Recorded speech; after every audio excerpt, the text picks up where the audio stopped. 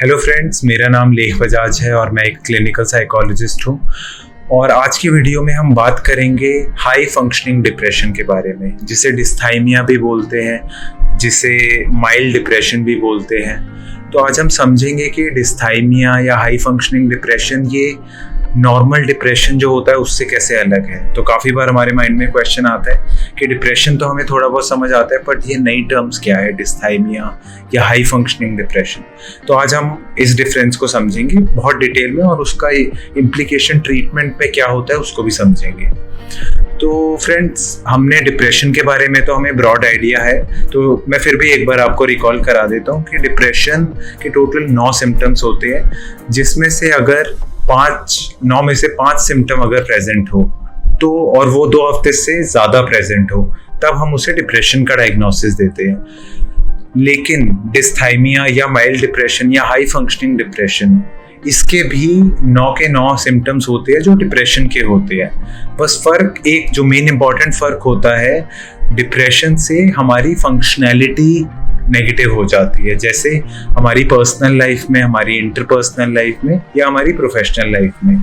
अकेले हम अपने डे टू डे की एक्टिविटीज़ में क्या करते हैं, इंटरपर्सनल जिसमें हम अपने लोगों से, आसपास अपने फैमिली मेम्बर से, फ्रेंड से कैसे बात करते हैं, कैसे मिलते जुलते हैं, या प्रोफेशनल लाइफ की, हमारा स्टूडेंट है तो हमारा पढ़ाई, अगर वर्किंग है तो हमारा काम, प्रोफेशनल लाइफ हमारी अफेक्ट होती है। तो यहाँ पर हमें ये समझना है, डिप्रेशन में ये तीनों चीज़ें अफेक्ट होती है और लोगों को दिखता है कि कुछ परेशानी है इस इंसान को।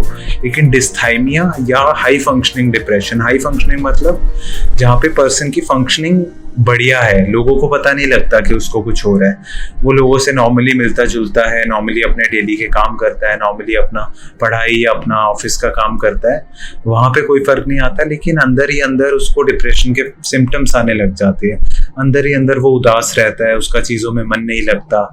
तो एक बार मैं ऐसा करता हूँ, मैं आपको 9 के 9 सिम्टम बता देता हूँ, तब आपको ये ध्यान में रखना है कि वो सिम्टम है लेकिन फंक्शनैलिटी पे ज़्यादा फर्क नहीं पड़ा है। पर्सनल, प्रोफेशनल और इंटरपर्सनल फंक्शनैलिटी पे ज़्यादा फर्क ना पड़े तो वो डिस्थाइमिया या माइल्ड डिप्रेशन या हाई फंक्शनिंग डिप्रेशन होता है। तो वो 9 सिम्टम्स क्या है जो डिप्रेशन में होते हैं। पहला, लॉस ऑफ इंटरेस्ट, जिन चीज़ों में पहले मज़ा आता था या जो चीज़ें हम डेली लेवल पे करते थे वो अब करने में उतना मन नहीं करता या मज़ा नहीं आता। दूसरा, पर्सन को लो फील होता है, बहुत उदासी रहती है, मन नहीं करता चीज़ें करने का, खुशी नहीं होती, आसपास सब खुश होंगे लेकिन इस पर्सन को खुशी नहीं होगी, और वो परेशान भी होता है कि ऐसा क्यों हो रहा है कि खुशी की बात पे भी मुझे अच्छा फील नहीं हो रहा। तीसरा, पर्सन को गिल्ट और होपलेसनेस की फीलिंग होती है। गिल्ट, जिसको हम गिलानी भी बोलते हैं, कि बुरा लगता है कि मैंने कुछ गलत कर दिया, या होपलेसनेस, चीज़ों के बारे में होपलेस फील होता है कि कुछ भी ठीक नहीं होगा, मैं कुछ भी कर लूँ चीज़ें नहीं बदलने वाली। चौथा सिम्टम है टायर्डनेस और लो एनर्जी, जिसमें पर्सन को थकान बहुत रहती है, बहुत जल्दी थक जाता है, बहुत ज़्यादा काम नहीं भी किया होता तो भी थकान रहती है, रात को अच्छे से सोता है लेकिन सुबह उठता है तो भी थकान होती है। तो ये फटीग या टायर्डनेस की फीलिंग पूरा दिन लगभग रहती है। और 5वां सिम्टम है कंसंट्रेशन या फोकस का लो होना, चीज़ों में ध्यान नहीं लगता है, एक काम को करने लगता है ध्यान भटक जाता है, या पढ़ाई में ध्यान लगाने लगता है ध्यान नहीं लगता, मन कहीं ना कहीं और थॉट्स में खो जाता है। 6वां सिम्टम है सोशल विड्रॉल, वो पर्सन लोगों से घुलने मिलने में उसको उतना मन नहीं करता। अब यहाँ पर ये डिप्रेशन से अलग है, डिप्रेशन में उसका बिल्कुल मन नहीं करेगा।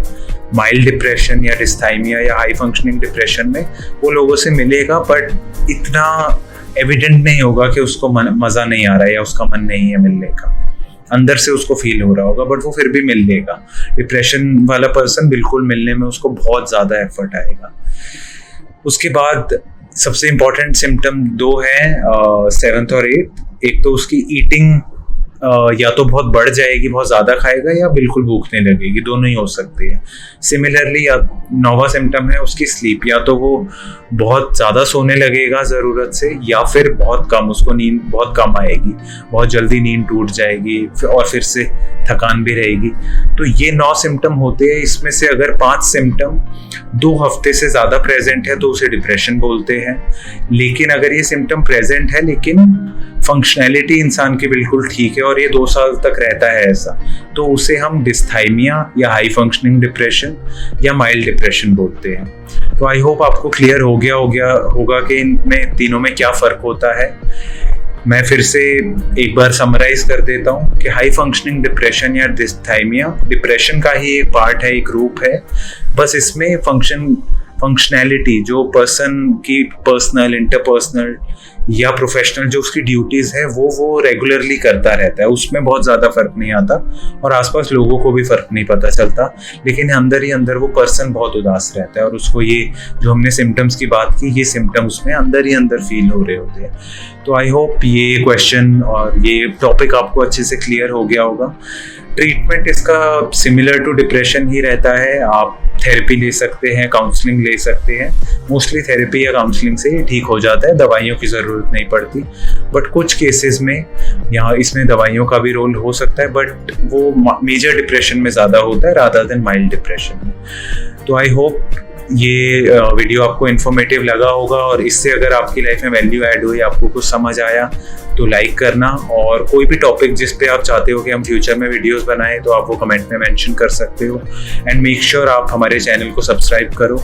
हम डेली शॉर्ट वीडियोस और वीकली बेसिस पे लॉन्ग वीडियोस मेंटल हेल्थ से रिलेटेड टॉपिक पे बनाते रहते हैं। एंड आई होप ये वीडियो आप शेयर भी करेंगे अपने जानने वालों के साथ, बिकॉज मेंटल हेल्थ की अवेयरनेस क्रिएट करना इंडिया में बहुत ज़रूरी है। So thank you so much. मैं आपसे नेक्स्ट वीडियो में मिलता हूँ। Take care, bye.